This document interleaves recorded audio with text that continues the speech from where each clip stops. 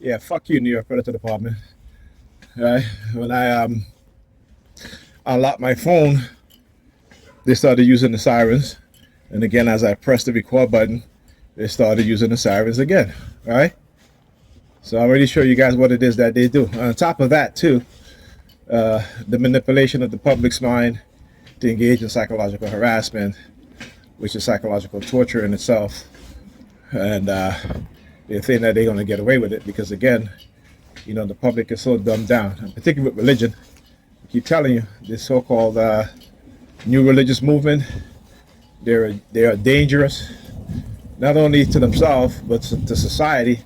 Right? And you have those within law enforcement, the fanatics, whether it be fanatical on the right or fanatical on the left.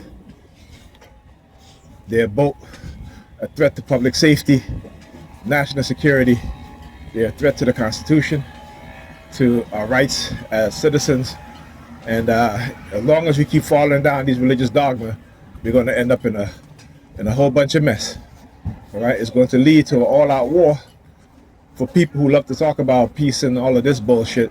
But then, when they sink to the bottom, then they want to talk about hell and damnation. All right, so that's just to tell you. When shit don't go there, no way. The funniest thing I've ever seen is two Christians calling each other the devil.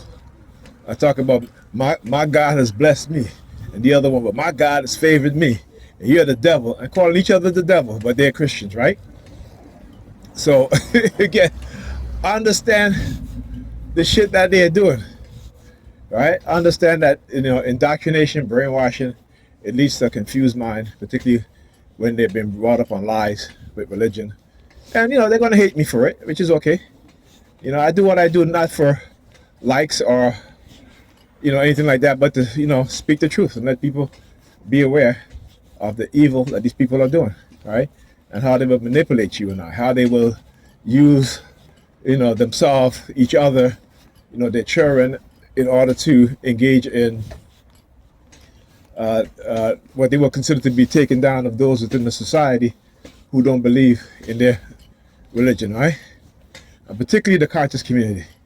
The one thing I got to say with the conscious community, which is not good, is that, we talk about consciousness, right? In terms of the knowledge of our ancestors, right? And the system of white supremacy, right? But what about the conscious awareness of technology used to manipulate us, right? And there's very few people I've heard talk about these things. The only two people I've heard talk about these things in the conscious community is actually Bobby Hemmett and Dr. Phil Valentine, right? Now, I'm not. You're also Dr. Amos Wilson, but he's not that. He's conscious, but not in the sense of what we consider to be the conscious black community. And what they have done is taken down the people within the conscious community. Dr. York, who I've never really followed, but I've listened to some of his lectures, and the fact that this man has such a awareness and such knowledge. You look at today Ron Dalton, who produced the film from Hebrews to Negroes, and his analyzing and breakdown of the Bible, and he is spot on, right? So again, what we have to understand and know the first interpretation of the so-called Bible, not the reinterpretation of it, because what we have now has been reinterpreted many times over, right? And so you have the Negropean Israel, what they call Hebrew Israelites,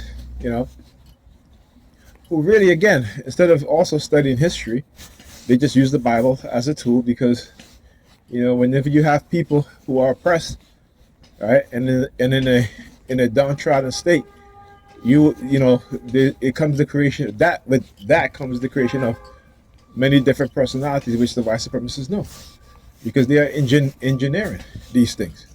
They are engineering our personalities, despite what they want to tell you, because they will lie and they will say, no one can manipulate your mind while they're manipulating your mind. Understand? So it's to get you to believe in something that is contradictory to what they're doing and what they're saying. And once you understand that, right, then you begin to question the things that need to be questioned. Right? At the same time, they're telling you no one can manipulate your mind to do whatever what you don't want to do, but yet, you know, they have on television, you can watch and you can see even on social media, hypnotists, mentalists, who clearly are manipulating people's mind, right? You know what I'm saying? But then they'll say, oh, these people are weak-minded, right? Here's the thing. The people that have the weakest mind are those that believe that they cannot be manipulated.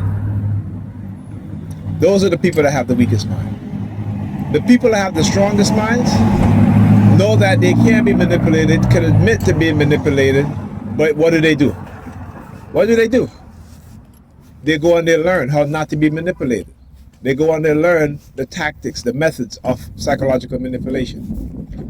See, these are the strong-minded people. Not the people who want to boast about their God is in control of their mind and no one can manipulate them. Right? Because clearly these are the delusional people, the ignorant people. The ones that want to believe that there's a God in the sky controlling their every mood. Right? Are controlling their lives, but their lives are downtrodden, unhealthy, ignorant. I mean, you would think that your God would want you to be intelligent, right? But no. The God of the Bible don't want you to be intelligent. Right? When man and woman became aware and had knowledge, their God kicked them out of the garden.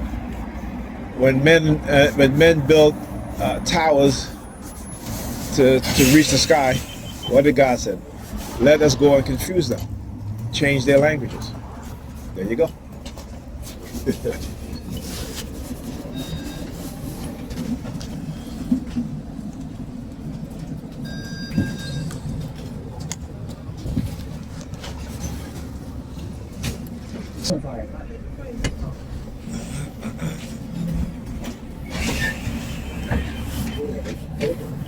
All right, thank you. Have a good day. Appreciate it.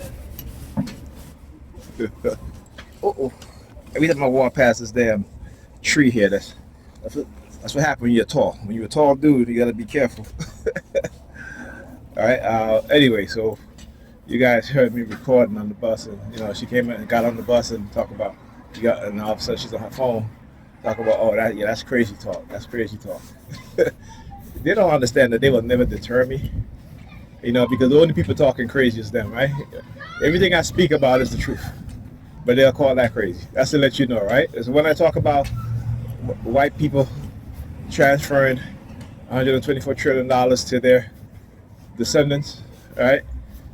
It's called the Great Wealth Transfer, right? Black people is not in that, right? Because 2050, I think, economists predict that black people in America will have zero wealth.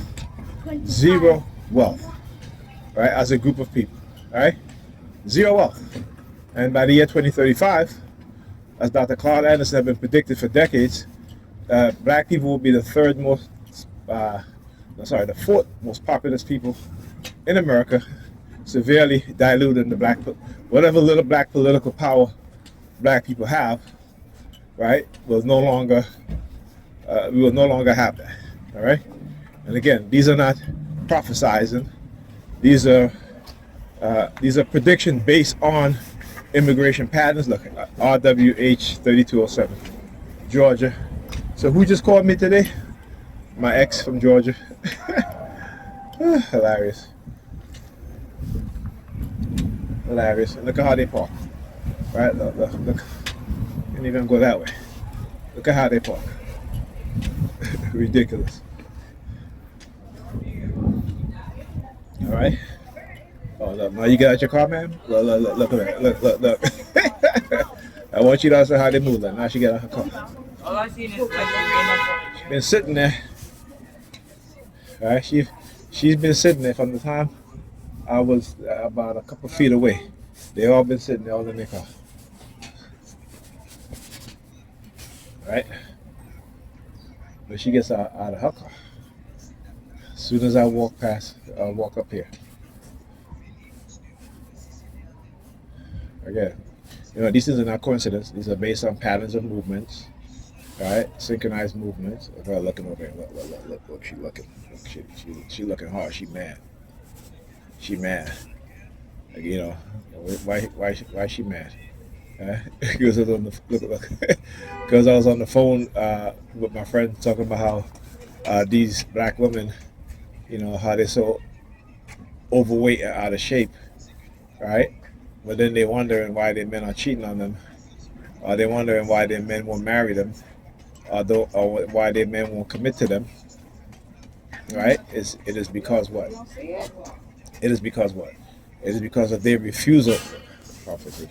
It is because of their refusal to go to the gym, eat healthy, work out, and so forth, right? Look like she looking. Look at her.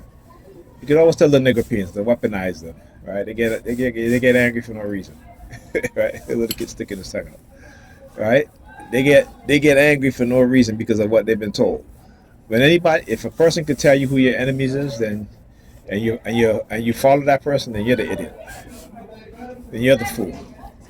Because the people who will come to tell you the truth, they will always be demonized, right?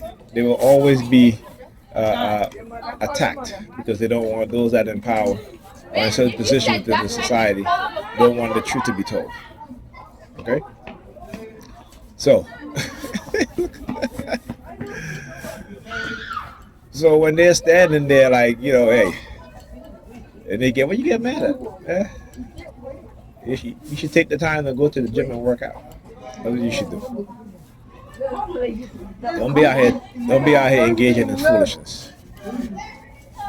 And that's how we were talking. I said to her, I say, imagine that, right? That they instead of them asking the men, okay, what is it about me that you're not willing to commit? Why you're not willing to commit? Why you're not willing to commit? They don't want to ask because they don't want to hear the truth, right? Because they've been taught to believe the lies, right? And then if the man said, well, it's because when we first started dating, you used to be a lot more slimmer, a lot more healthier, a lot more active, and now you gain so much weight, and they fail to understand that men are visual, right?